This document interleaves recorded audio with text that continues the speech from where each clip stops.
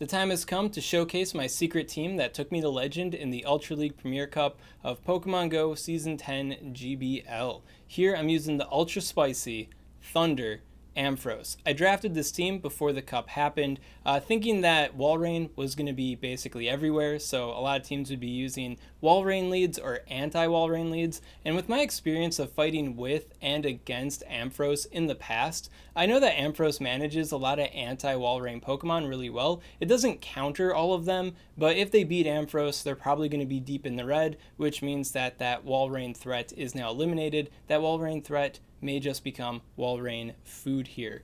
And then Trevenant is the final Pokemon for this team, basically being able to cover a lot of leads that Ampharos really doesn't want to deal with, such as opposing grass-type Pokemon, the rare but still out there Swampert, and other Ampharos leads, because my Ampharos is the Thunder Ampharos. There's basically no way that I'm going to be able to overcome opposing Ampharoses. So if you're wondering why I'm going with Thunder and not Focus Blast, basically because Swampert's kind of on the out because Trevenant and Walrein both exist and both hurt it a lot. There really isn't anything to Focus Blast. I mean, there's Snorlax, Shadow Snorlax, and Obstagoon, but you can counter those Pokemon by landing Thunder as well. And the secret little trick with using Thunder here is that it takes 5 fast moves to reach the Focus Blast. It only takes 4 to reach Thunder. So if they're counting at home, they know you don't have Focus Blast, so they're going to eat the Thunder and then basically pave your way to victory there. And that's also kind of why I'm not using Zap Cannon, because Zap Cannon is going to take 5 fast moves, so it's going to look like it's a Focus Blast, so things that don't want to get hit with Focus Blast are going to end up shielding it. And then to add to that speed issue as well, it takes 4 fast moves from you for Walrein to reach Earthquake, so if you are in some dire endgame situation and you need to deal more damage than a Thunder Punch to Walrein to close out the fight, Thunder can get there just about the same time that they reach Earthquake, where Focus Blast and Zap Cannon are just going to be a little bit too slow.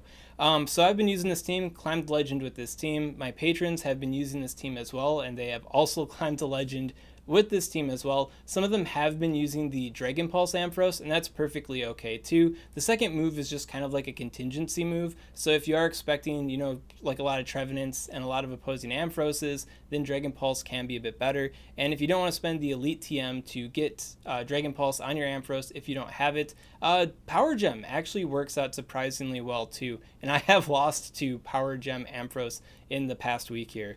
So yeah, moving into my third battle here, they got a Togekiss Lead and they swap out of that immediately into an Obstagoon. Typically against an Obstagoon lead, I'll just charge up the Thunder and I'll throw Thunder because it's not a Focus Blast. But because they swapped in and they had a Togekiss Lead, they probably want to maintain swap advantage no matter what. So I'm just going to go straight Thunder Punch on this thing to try to just eliminate it or weaken it as much as I possibly can. I'm not too afraid of Togekiss. Trevenant can handle it pretty well for the most part, and then obviously Walrein handles it super well too. So once again, I don't need a cheeky special Thunder to kind of set myself up for victory in this fight. All I need is for Obstagoon to not get the boost. And boosting Obstagoons have been pretty stressful for me. I actually molded on Twitter not too long ago, and I changed up my team for a couple days because I had a day where like 5 Obstagoons got the early boost on me, and 2 of them got the double boost, so I was just done with Obstagoon for a little bit there. So yeah, taking that thing out, my opponent brings in Excadrill, which is kind of terrifying. This is actually the 3rd Excadrill I've seen all Ultra League Premier Cup Classic, and every single time they haven't been lined up to my Ampharos, which is great for me because like I don't want this thing touching my Ampharos, right? Like, oh my god. It could be disastrous. And yeah, this Excadrill here is using Iron Head, not Rock Slide, which I think is a bit of a mistake because you can see here, they don't take out my Walrein. I'm able to reach another Icicle Spear here to take them out. So yeah, a little bit of a mistake on their part.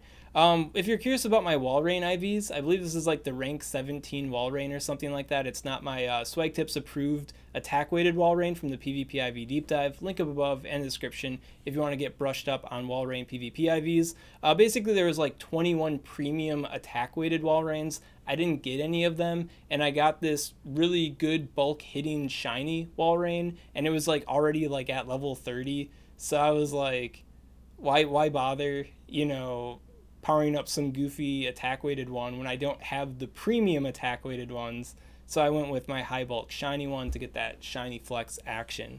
So my next opponent here is leading with Sylveon. So obviously I beat Togekiss because I'm electric, but Thunder shows its stuff against the Sylveon lead as well, because why would a Sylveon ever shield a charge move from Ampharos? Like, those Thunder punches are very soft hitting, but here I clap it with the Thunder. They will still reach, the Psyshock, so I will have to shield them, but now they're in a position where they get farmed down by my Ampharos, and if they don't have anything in the back that resists Ampharos, they're not going to want to deal with it. So you can see they're in a panic, recognizing this situation that they're in. They swap to their Gallade, and then I counter swap with my Trevenant. So bye-bye Gallade. Yeah, I like to throw Seed Bombs pretty early compared to, I'd say, most players against Gallades, because, I checked out Pogo Dom's, live stream, and I saw his video where he hit Legend using Gallade in the lead. And Gallades, when they're up against Trevenants, especially if they got something that's kind of weak to Trev in the back, they love just chunking you down with everything they got and putting you in the red. Sort of like how my Ampharos loves chunking things down and putting them into the red. So I try not to give them too much leeway and try to get some shields from them in the process. So the final Pokemon my opponent has here is the Shadow Swampert. Against normal Swamperts, typically I throw Earthquake right away because it does more base damage and they never really shield it, so it sets you up a little bit better to threaten them more. But because it's a Shadow one, the Icicle Spears are going to do tons of damage to it and set it up for me to KO it. So yeah, I'm just going straight Icicle Spear against the Shadow Swampert. And since I got a shield from them and they're now in Thunder Punch range, I waste no time swapping to my Ampharos with a Thunder Punch preloaded, and I just knock it out. And that's another bit of tech to use with Ampharos as well, regardless of what secondary charge move you have. If you can charge to a Thunder Punch or a double Thunder Punch before swapping out, then that sets you up really well for later on in the game, especially with Walrein being everywhere. So my next opponent here is leading with the Shadow Gallade. Against normal Gallades, I typically charge up the Thunder and then I drop the Thunder because it usually OHKOs them or almost OHKOs them. But because this is a Shadow Gallade, they don't want to be taking the Thunder Punches anyways. So rather than, wasting my energy throwing an attack that's probably going to get shielded, I throw the Thunder Punches. Just straight Thunder Punch on this thing. If it wants to take me out, fantastic. I've got Trevenant in the back. And for whatever reason, I think they thought that I could reach another Thunder Punch or something. I don't know. But they chose to swap to their Swampert, which is a fantastic opportunity for my Trevenant. My Trevenant that also doesn't really care about what their Gallade has going on. So congratulations to them, right? I threw pretty early against the Swampert because I didn't want to get put into a situation where a Leaf Blade could take me out right away from the built-up damage. So I decided to throw right away. They surprisingly reached a Leaf Blade before I could reach my next Seed Bomb, but I guess it doesn't matter too much. I shielded up and I'm able to farm them down, and they end up quitting there because what is an Excadrill, not an Excadrill, Escavalier gonna do to me? We're up against Sergio. Leading in with Walrein. Fantastic. Purple v purple. If I were to change up any of the Pokemon on my team, I'd probably change up, Trevenant to like Muck or Alolan Muck, just so I get the triple purple, right? But yeah, against Walrein leads, if I didn't mention this before, I typically charge up to the Thunder and then I throw the Thunder Punch because that's when they, roughly when they reach the Earthquake. So I guess it doesn't matter, but it is kind of like a little bit of a mind game thing to me at least. I don't know. But yeah, they bring in their Gallade against my Ampharos, so I swap to the Trevenant there, and then once again I throw the early Seed Bomb because I don't want them to have too easy of a time against me. They shield it, and thank goodness that I threw right away because that was a Synchro Noise Gallade. The Gallades are learning that Trevenant is out there, so I was at least able to get a shield from them before they were taking out my Trevenant. Man. Synchro Noise Gallade. It's bound to happen sometime, right? You just can't have nothing but fun and games with Trevenant v Gallade, right? So yeah, my opponent brings in their Sylveon. Once again, Sylveon's not going to shield anything from Ampharos, so of course I'm going to hit them with my Thunder, dealing massive damage to them, putting them in a position where they can get farmed down in the end game. I opt to not shield here because I'm not sure if I counted to a Moonblast, or I don't know the count, honestly, so I kind of felt that it wasn't a Moonblast, and it wasn't a Moonblast. Not that it, I guess, matters significantly there, because they're kind of boned in the end game anyways, but yeah. Taking out that opponent.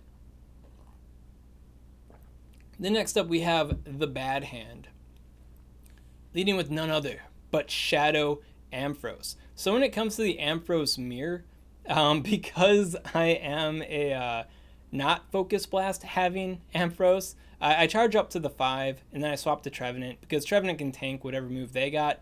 This one had Zap Cannon, of all things. So Zap Cannon Ampharos is out there, and actually in the past week, I have fought every single charge move type of Ampharos known to man, including, Power Gem, as I told you guys, and a Return Ampharos as well. So they're all out there. But yeah, with the Zap Cannon damage and nerf, this Shadow Walrein of all things comes in, and it's able to full farm down my Trevenant. So that's pretty dire right there. But I do come in with the double Thunder Punch. So once again, really nice to have Ampharos with energy preloaded in the back, just so it can come out swinging, dealing more damage or taking shields from opponents that they're not expecting to have to spend in that kind of situation.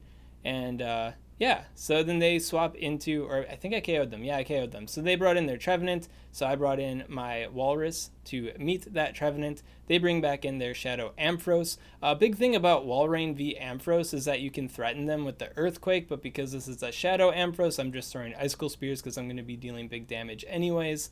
And yeah, they're able to reach the Thunder Punch, and they threw like mid-animation too, so GBL be goofy recently. But yeah, no, so they bring in their Trevenant. I bring in the Icicle Spear. They're up a shield. So this is actually looking pretty bad for me. I'm thinking maybe I could swap catch the charge move and then maybe charge up to another Icicle Spear to close out the end game. Because yeah, like what is Thunder going to do? Thunder does some big damage, but it's not dealing, that big of damage. But in this precise scenario, I hit them with the Thunder, and now they're put into a position where they just get fast moved down by the Volt Switch there. So Thunder Ampharos, you thought I needed Dragon Pulse to take on Trevenant? Apparently it's not that big of a deal. Thunder Ampharos reigns supreme. So my next opponent here is leading Charizard, and they're opting to stay in on Ampharos, which is kind of not wise, honestly. I shield up here because if Blast Burn or Dragon Claw, whatever, I'm loaded up on energy. I don't want to get taken out here. And their backline has to be like super weak to Ampharos if they're going through all this trouble, But it's Trevenant? Like what? Why? Why did you leave in your Charizard so long? Like, do you want me to hit Legend? Are you a paid actor? Possibly. But yeah, so they bring in Trevenant. I bring in my Walrein. Swapping Walrein into Trevenant is usually good because Trevenant can hurt it, so they usually stick in a little bit longer than they probably should before swapping out if they swap out. And then when they swap out with the prior damage, my Trevenant can typically take them out using straight Seed Bomb later on. So yeah, usually if it's like a Trevenant lead or something like that, going straight to the Walrein is usually the better option. But if they're swap locked into Trevenant, then depending on circumstances, it can be better to go for Trevenant. If you're curious about the PvP IVs on my Trevenant, I'm using the attack weighted Trevenant for my PvP IV deep dive. I feel like in Ultra League in general, not just Premier Cup Ultra League, but all of Ultra League, the attack weighted Trevenant is the best Trevenant right now. And then when it comes to Ultra League Premier Cup Classic, attack weighted Trevenant is the best Trevenant. You get no advantage whatsoever going for the high bulk Trevenant. Like, oh, my 1 HP win. Like, it's so rare that happens. But then you get situations like this where I get CMP on their Trevenant when I'm like down energy because, I can KO them with a Seed Bomb and they're trying to reach their Shadow Ball and stuff. You can get shields that you wouldn't get otherwise, and you can deal damage that you wouldn't deal otherwise. So yeah, attack Trevenant, definitely the way to go there. So I wasn't quite certain how much energy my opponent had in this situation, so I decided to be safe and not fast move them down. And yeah, the Walrein got fast moved down themselves, taking them out. Big win there. And then we have my final opponent here for the set. We got Tonye. And Tonye is coming in with Surfetched. And Surfetched is a pretty underrated Pokemon in all of the Ultra League. This Pokemon's kind of just like absolute threat. It's kind of glassy, but it reaches its charge move so quick, and its charge moves are so hard hitting, and it's kind of a mystery box too. Like, does it have Brave Bird? Is it using Leaf Blade? Is it using Night Slash? You really aren't sure until you do know. So yeah, that thing's really annoying to deal with. And they ended up swap catching my Thunder Punch on top of it on their Swampert, which isn't great. I bring in my Trevenant, gonna basically destroy them with my tree. And of course, it is none other than the Sludge Wave Swampert. So that's not good either, dealing huge damage to my Trevenant before I'm able to take him out. And then not wanting to get hit by a Hydro Cannon or another Sludge Wave, I take him out there with my charge move. They bring in the Walrein, so I'm going to deal some big damage to them there too. And I missed two bubbles. So it was a great Seed Bomb and not an excellent Seed Bomb. So I don't know if Go Battle Egg played a little bit of a hand there. Reviewing the battle, I think I just missed them. Some sloppy gameplay because I'm at 29-63 and I'm already 4-0, so it's already in the bag. I'm not too stressed about it. I go in for a CMP swap catch with my Thunder Punch, and I thought I had double Thunder Punch charged up. I thought I was there, but I guess I didn't charge to the double, so I only threw one Thunder Punch, which is rough. It kind of threw off my count a little bit there too, because I would have had enough time to go double Thunder Punch into the third Thunder Punch, but you can see here that because I didn't have the double right away, I wasn't able to get to the triple. So some sloppy gameplay from the Swagman here. I mean, already have it in the bag, so it's not that big of a deal, but it's kind of a big deal. Their based Surfetch there just reaches the Leaf Blade at 1 HP, of course. And then I dropped the Earthquake on their Walrein. They got that Schnibbler Red. Do you think that's the difference between a great and an excellent Seed Bomb? It might be. And I'd be so sad if I hit 29.99 or something because of that. But I did hit 3005, so I made it. Hit Legend. No problemo. So there you have it, guys. The team that took me to Legend in Season 10 of GBL. Ultra League Premier Cup Classic has been really nice to me. I hit Legend with it last season too, climbing effortlessly with my Lapras, Crobat, Shadow Machamp team. And now we're up in Season 10. The meta's changed a little bit, but I'm still climbing. No problemo. At any rate, if you got questions on this content, of course, comment below. Let me know what's up, and I'll be happy to help you out. And if you enjoyed this kind of content and you want to see more like it, well, make sure to subscribe to SwagTips.